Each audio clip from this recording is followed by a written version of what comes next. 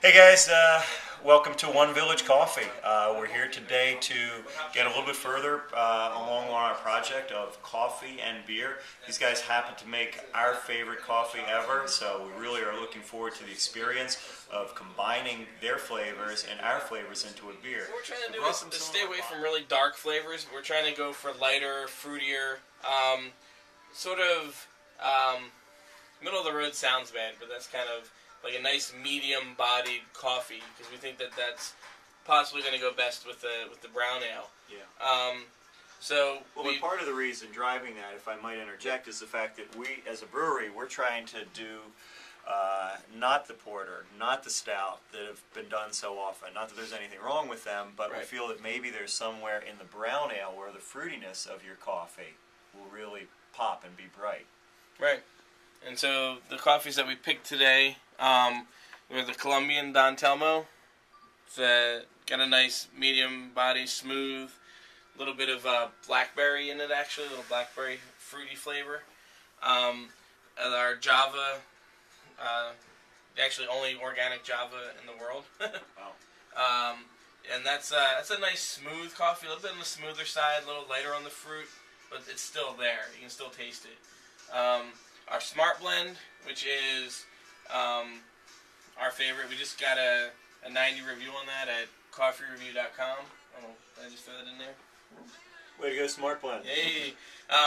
It's both rich, chocolatey, and it's got a lot of nice blueberry, berry fruitiness that is really going to pop out. We love it. And then we got the House Reserve. It's kind of a counterpoint to the others. It's a little bit lighter, a little bit brighter, citrusy, but also with a bit of a caramely backdrop to it. So that's kind of the one that's going to be a little different, but we'll see. I don't want to do everything the same. Maybe get something a little different, see if maybe that's where we want to go. And so this is just 4 different coffees, 4 different possibilities. Fantastic. Let's do it. Okay. With coffee. Because honestly, we've grown up on Dunkin' Donuts, Maxwell House, whatever.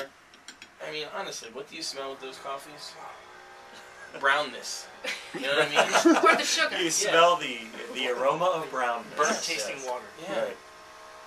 And there's so much more in coffee, and that's really kind of my passion. I want to show people, hey, there's so much more going on than just brown caffeinated water. Well, it almost makes our jobs easy in that industrial coffee and industrial beer have been essentially, they've bred the identity out of the products for mass appeal. So, now it's almost easier for us to bring identity back in. Yeah. I mean, I think both of our goals is to bring those pure flavors Why was that back. again, Bill? Well, I think with the Smart Blend, it's got a very nice spice character to it, almost like a peppery, a chili pepper without heat, obviously. And, the blueberry thing that we all remarked on initially actually sort of segued into more of a strawberry characteristic. So the fruitiness is above everything else we've tasted here. And again, that's not detracting from all of these wonderful coffees. It just seems to me like the one that's going to stand out on those merits from a brown ale base beer. Yeah, I second the vote for the Smart Blend. I think that's going to be the ideal pairing for the flavors that we're going for with the beer. Just you're going to picture like a little bit of a toasty, biscuity, dry kind of a character from the malt, maybe a little bit of hint of a caramelized sweetness. You pair that with the berry-rich flavors that are coming from the Smart Blend. The coffee flavors will be very cohesive, but then it'll be a very pleasant beer to drink. Whereas if you went with sort of a more spicy, chocolatey, not as fruity coffee, it would sort of accentuate some of the parts of the beer that might make the balance shift in a little bit way that's not overall harmonious. It's kind of like too spicy or too... you get too much of that biscuity character, it's dry, and then you have a coffee that accentuates that dryness. Right. It ends up being, not the best. It's kind of like adding cream to your coffee. You want that creaminess and sweetness to sort of really balance to make the coffee. Oh, and you've had our brown ale.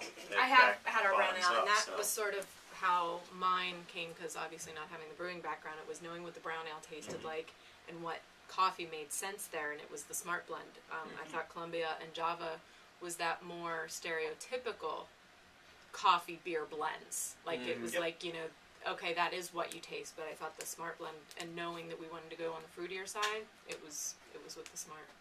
Cool. And you can taste the coffee right before it goes in, so all those flavors are just, Yeah. I don't know, it makes me feel better as a brewer. I hate the Mhm. idea of just saying, all right, here we